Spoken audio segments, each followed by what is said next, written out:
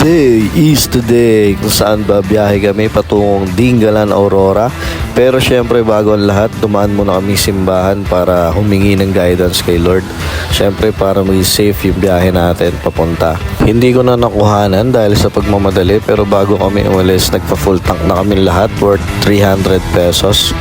2 AM kami na madaling araw umalis sa Bago Bantay QC. So tingnan natin kung anong oras tayo makakarating ng Dingalan, Aurora.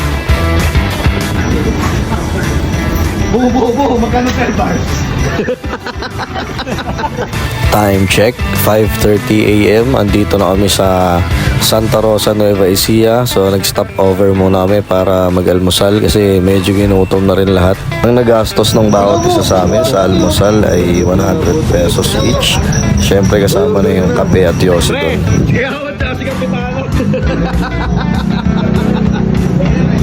Ayusin niyo yung mga ayuda natin doon ha. Pinamigay ni Kong. Ano nyo na ayusin nyo. Babakasyon lang si Kagawan. Kagawa, dinalo ka ni Exo. Ha? Taray yun. So ayan, tapos na kumain ng lahat. Pahinga lang kami konti tapos rat-rat na ulit. Update lang sa gas namin mga pre. So mula Bago Bantay QC hanggang Santa Rosa, Nueva Ecija, hindi pa nababawasan yung bar namin. So full bar pa rin kami lahat, kaya hindi na muna kami nagpagas dito sa gasoline station. Ganito yung gusto kong rides, yung hindi nagiiwanan. Hindi baling mabagal, ang importante makarating na maayos at ligtas lahat. Yung iba kasing nasasamahan ko, akala mo nagkakarere eh. Nagpapaunahan makarating ng langit. Dito sa amin, chill ride lang talaga. Ang rules namin, kailangan lagi mong nakikita yung nasa harap at likod mo para wala talagang pagkakataon na may maiwan. Time check, 7:30. So ayun, after 2 hours, narating na namin ang bayan ng Gabaldon. Mula Santa Rosa, Nueva Ecija hanggang Gabaldon, inabot kami ng 2 hours sa biyahe dahil mabagal lang yung takbo namin. Pero kung mga kaskasero kayo at mabibilis kayo magpatakbo, tingin ko 1 oras lang kaya na. Nabawasan na rin pala ng 2 bars yung gasolina namin, kaya since nasa gasoline station kami, nag-decide na kami lahat na magpa-full tank ulit na inabot ng 150 pesos each. Kagawad! At narating na nga namin ang Gabaldon Dupinga Bridge, kung saan makikita natin ang Dupinga River na pwedeng paliguan. Kung gusto nyong ma-experience yung Gabaldon Dupinga River, pwede kayong mag-stop over dito mga pre.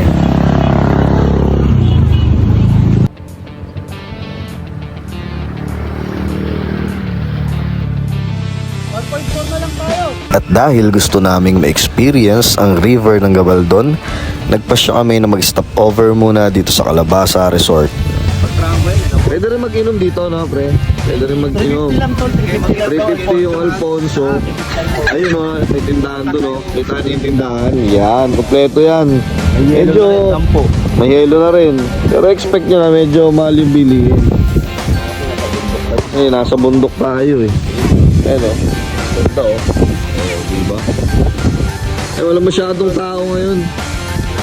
Daming bakante, oh. Ito yung ano namin, kasama namin si Reno. Ito yung ilog, guys. Pwedeng liguan. Yan. Oh, ganda, oh. Ayun, oh. Si Reno yan. Hindi pa talaga dito yung destination namin. Nag-stop over lang kami dito. Siguro mga 4 hours kami dito mag-stay. Wala eh. Antok na talaga eh. Ganda rin. Open siya 8 AM to 7 PM kasi sinasara to na 7 PM. Bawal mag-overnight. So mag-overnight kami siguro doon na sa Dingalan, Aurora. Si Milbert. Go! Go! Hoy! Ano yung tama mo rito? Ayun dito. Eh, sakit mo ngayon, ano yun? Diabetic. Anong bagong gusto mo sakit naman? Yan. Ano mo? Pneumonia.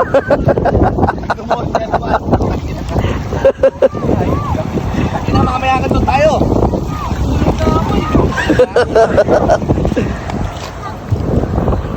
Ganda dito. Ano lahat ng higaan dyan, may bayad. Doon may bayad. Pag tamang ano lang kayo, ang tawag doon? Day tour lang, no? Day tour. Ganda dito. Natapon, tangin na kasi nilagyan mo ng kawayan, nakapakan mo. Pag day tour trip nyo guys, pwede to, panalo to. Ayun, oh.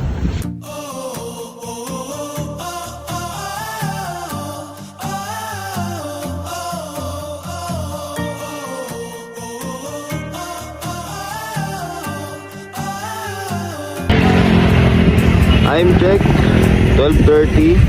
Malis na kami dun sa dun sa resort. Gaya na ulit kami, diretso din Galan Aurora.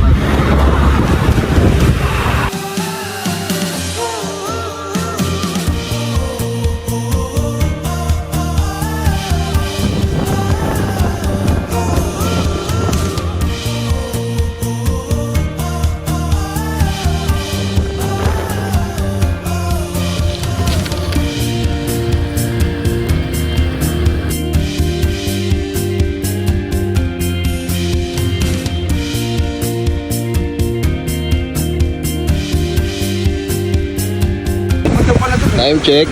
Nauna. Kain daw muna sila. At dahil nga nagutom na ang mga kulokoy, nag-stop over muna kami dito sa may bandang Pacific View Deck para makapagpahinga at makapag-relax ng konti at makakain din sila.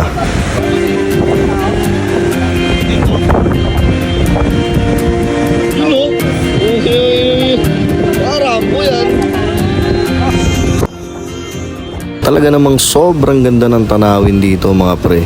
Talagang masasabi mong worth it yung pagod sa biyahe. Kasi papunta ka pa lang, busog na yung mata mo sa mga makikita mo. Actually, hindi nga kami nakaramdam ng pagod dahil sa ganda ng mga tanawin.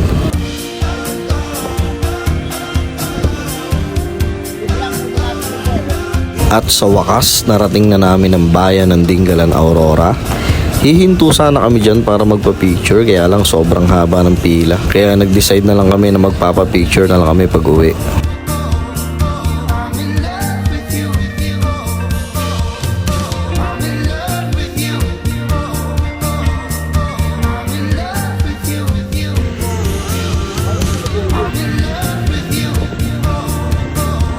At ayun na nga, sa wakas, nakarating na kami sa Dingalan Armix Resort matapos ang 12 oras na biyahe.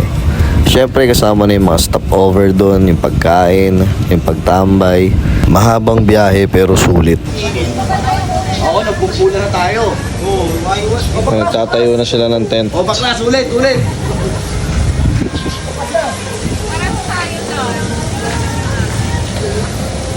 Hindi, maraming bintana to sa akin. Kahit saan to, pwede tumagos. Dito na kami sa resort. Tapos ito, kumuha rin kami ng cottage para kahit papaano may lamesa. Saka may lagay ng mga pagkain. Tapos ito, yung gilid. Ayan na, beach. Medyo malakas yung alon. Pero goods na rin. Okay na rin dito, mura. Kumuha nga pala kami dito mga pre ng room. Good for 4 packs worth 2,000 pesos. Pero may kasama na siyang cottage na good for 10 packs. So hindi na rin lugi.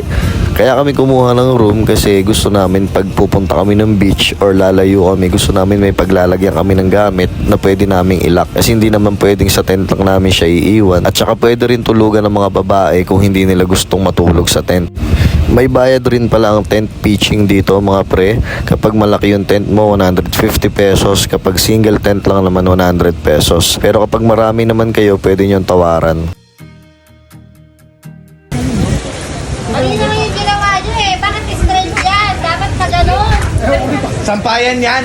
Ano yung kortina? Pagbukas mo, diretso na eh. Wala nang susok-sok eh. Ilawas na ulit. Dito sa kabila yan. Ang kinaganda pa sa resort na to guys, napakabait na may-ari. Nagpapahiram sila ng mga kagamitan panluto, kagaya ng kasirola, kawali, sandok at iba pa. Hindi sila mahigpit sa gamit, basta isusoli nyo lang sa kanila na malinis at maayos. Dito nga ay nag-start na kami magluto ng hapunan. Adobong manok at sinigang na tulingan ang napili nilang kainin, which is goods naman. Syempre mas maganda yung may sabaw, lalo na mamaya pag napalaban sa inuman. Sa pagkain pala namin dito sa resort mga pre, nag-ambaga na kami. Bumuo kami ng 2,000 pesos para sa kakainin namin sa hapunan at kinabukasan ng umaga. So kung i-divide mo siya sa 11, almost 200 pesos each ang alalabasan. Sobrang tipid kasi kung iisipin mo, sa room and cottage 2,000 pesos, bali tig to 200 pesos lang din kami dun. Same lang sa food. So kung susumahin mo, 400 each pa lang ang gastos namin dito sa resort. Hindi ko na sinama yung alak sa budget kung mapapansin nyo, dahil hindi naman lahat tayo umiinom. Maaaring yung iba sa inyo na makakapanood nito wala naman bisyong alak at sigarilyo. So kung meron kayong bisyo ng alak at sigarilyo, matik na yun, magdala kayo ng pocket money nyo. Pero kung tatanungin nyo ako kung magkano ang alak dito, same lang din mga pre. Kung magkano siya sa QC, ganun din siya dito. Kaya huwag kayong mag-alala dahil hindi kayo mabibigla. Sa pagkakaalala ko, nagtoka-toka kami dito. Parang isang tao, isang Alfonso. So kung 11 kami, parang 11 na Alfonso din yata yung naubos namin. Hindi halatang manginginom kami, no?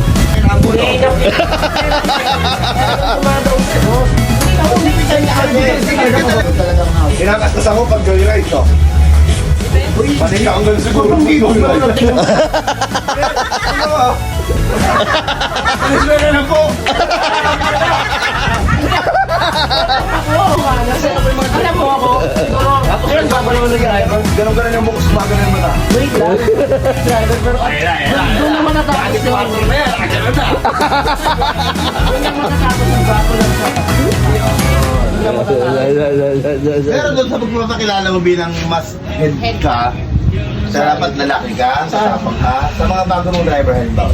Oo, dapat napapakita ka ng fairness to. Siyempre, ikaw Oo, yun. magugulat na lang. Ay, nagugulat na lang sila bakla ako. Nagugulat na lang sila. Paano kung magiging lalaki sasabihin niya, pakis nga? Ano naman? Lalaki yan! Hila mo! Ang saya lang kasi ang tagal namin hindi nagawa to. Medyo naging busy din kasi yung bawat isa sa kanya-kanyang laban ng buhay. Kaya sa tinagal-tagal ng panahon na yun, ngayon na lang ulit kami nakalabas ng ganito. At natapos nga ng masaya ang inuman kagabi. Himala, walang hangover lahat. Maaga lahat gumising. 7 AM pa lang nagpe-prepare na sila ng almusal. At dahil hindi kami nakapag-beach ng first day, ngayong umaga kami babawi. After mag-almusal, didiretso na kami sa beach para makapagbanlaw-banlaw naman kahit papaano.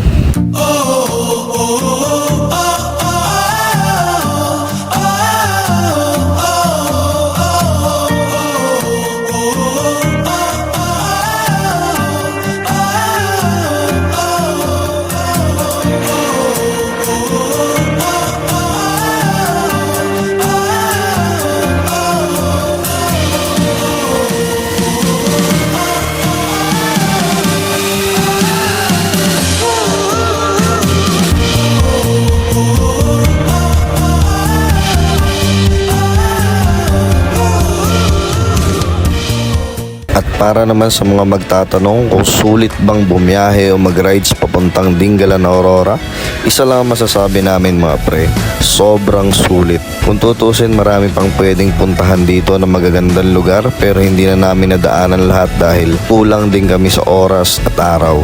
Para naman sa mga nais malaman kung magkano ang nagastos ng bawat isa sa amin dito sa rides na to, siguro ilalagay ko na lang sa dulo ng video, kaya na bahalang magbasa. Para naman sa gasolina, naggas lang kami ng 450 pesos papunta mula Bago Bantay hanggang Dingalan, Aurora. Tapos pauwi nagdagdag lang kami ng 150 pesos. So ang total lang ng gas ay 600 pesos. Balikan na yun mga pre.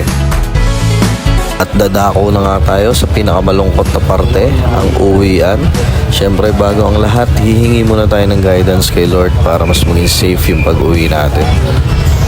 Kaya naman sa lahat ng nais ding bumiyahe at mag-rides papuntang Ninggalan, isa lang ang mapapayo ko sa inyo mga pre, magbaon kayo ng mahabang pahinga at tulog para hindi kayo antukin sa daan. At syempre, huwag maging mainitin ang ulo sa daan. Hindi baling mabagal, ang importante makarating at makauwi na maayos at ligtas ang lahat.